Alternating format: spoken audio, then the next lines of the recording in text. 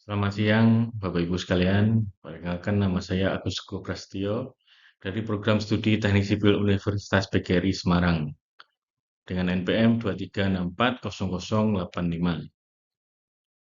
Pada kesempatan hari ini saya akan mempresentasikan hasil studi mengenai analisis lokasi rawan kecelakaan atau black spot dan keselamatan transportasi di kawasan Kebayoran Lama, Jakarta Selatan.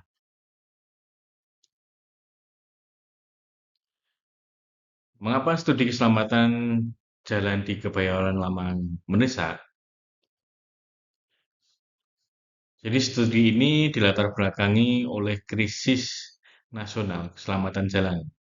Data Korlantas Polri menunjukkan angka kecelakaan nasional yang masih sangat tinggi, mencapai lebih dari 140.000 kejadian di tahun 2025 dengan rata-rata fatalitas sebesar 1,69% korban per kejadian. Untuk itu diperlukan pendekatan teknis melalui identifikasi black spot berbasis pembobotan Korlantas agar alokasi penanganan tepat sasaran. Kawasan Kebayoran Lama sendiri dipilih karena memiliki karakter lalu lintas yang kompleks, pencampuran fungsi pemukiman dan komersial, serta merupakan koridor akses strategis. Berikut adalah rumusan masalah dan tujuan. Penelitian ini berfokus pada 4 hal utama, yaitu mengidentifikasi karakteristik volume lalu lintas pada jam puncak. Yang kedua, menentukan lokasi potensi black spot. Yang ketiga, menganalisis faktor penyebab kecelakaan. Dan yang keempat adalah merumuskan rekomendasi penanganan teknis yang komprehensif. Kriteria penetapan status lokasi rawan kecelakaan atau black spot. Sesuai dengan standar Korlantas Polri, suatu segmen jalan 0 sampai 500 meter dikategorikan black spot jika bobot kecelakaan lebih dari 30 atau masuk 10 besar lokasi rawan selama 2 tahun berturut-turut, di mana kecelakaan meninggal dunia diberi bobot 12. Secara statistik teoritis, analisa ini didukung oleh metode metode seperti EACN, UCL, Caution, dan Z-score.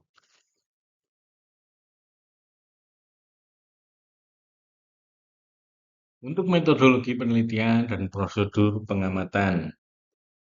Untuk survei lapangan dilakukan pada hari kerja selama puncak pagi, yaitu 6 sampai jam 9 pagi, serta sore dilakukan pada jam 15 atau sekitar jam 3 sampai dengan jam 6 petang dengan menggunakan metode mencakup pengumpulan data berupa volume kendaraan per 15 menit dan pencatatan NIRMIS dan kondisi fisik jalan yang kemudian diolah dan divalidasi.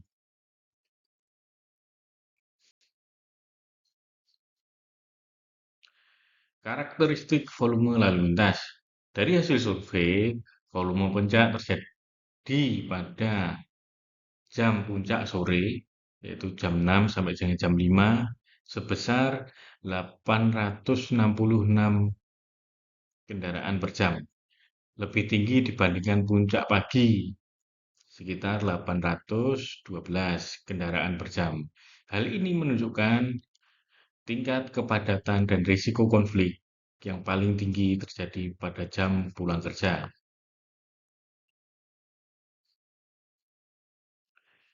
Untuk komposisi pengguna jalan, dari total 4.506 unit pengamatan, lalu lintas didominasi oleh sepeda motor sebesar 3%, disusul oleh mobil penumpang sebesar 22%, dan pejalan kaki 10%. Dominasi sepeda motor ini meningkatkan resiko fasilitas tinggi karena proteksi fisik yang minim dan perilaku manuver yang dinamis serta belum adanya jalur khusus pemisah dari kendaraan berat.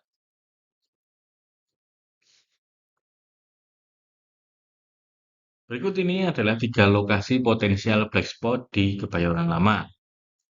Berdasarkan observasi kualitatif dan potensi konflik, kami mengidentifikasikan 3 titik rawan utama di Kebayoran Lama. Yang pertama adalah Simpang Jalan Raya Kebayoran Lama, Jalan Ciledug.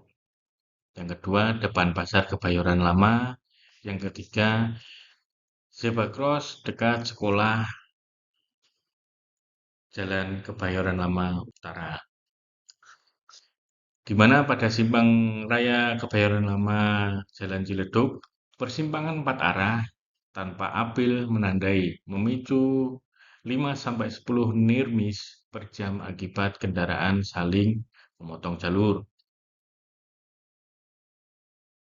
Untuk yang di depan Pasar Kebayoran Lama, hambatan samping tinggi akibat parkir liar dan trotoar rusak, memicu pengereman mendadak dan risiko tabrakan beruntun.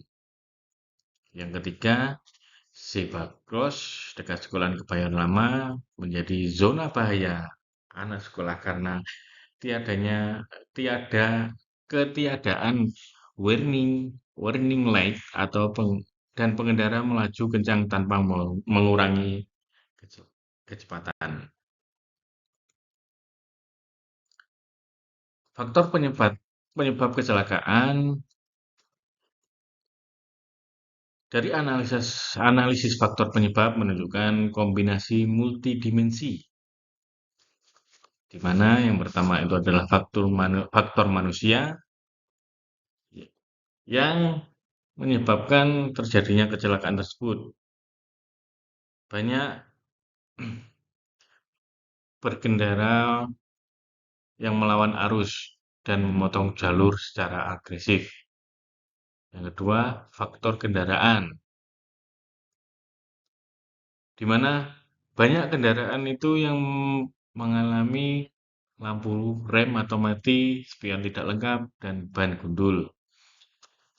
Yang ketiga, faktor lingkungan dan infrastruktur, mana marka jalan mulai memudar dan aspal rusak bergelombang.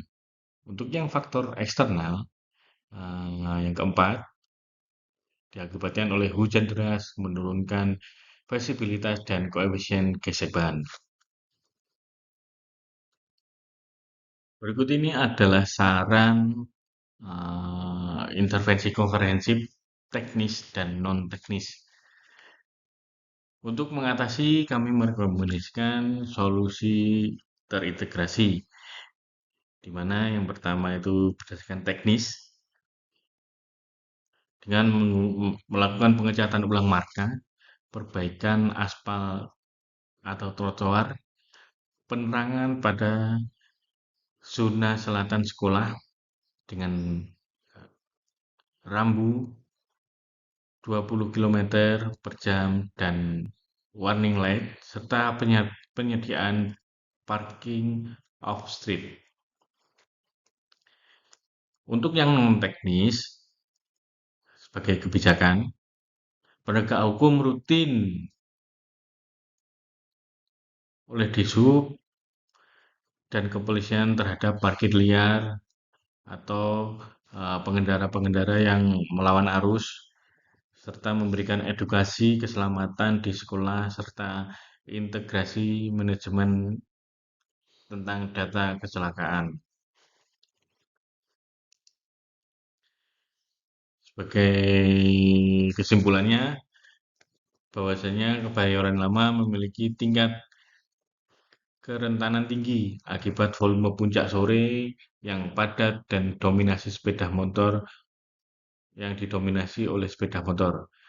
Penanganan di 3 titik black spot krisis memerlukan sinergi perbaikan infrastruktur fisik, edukasi pengguna jalan, dan penegakan hukum secara konsisten. Demikian presentasi yang dapat saya sampaikan. Terima kasih atas perhatiannya. Assalamualaikum warahmatullahi wabarakatuh.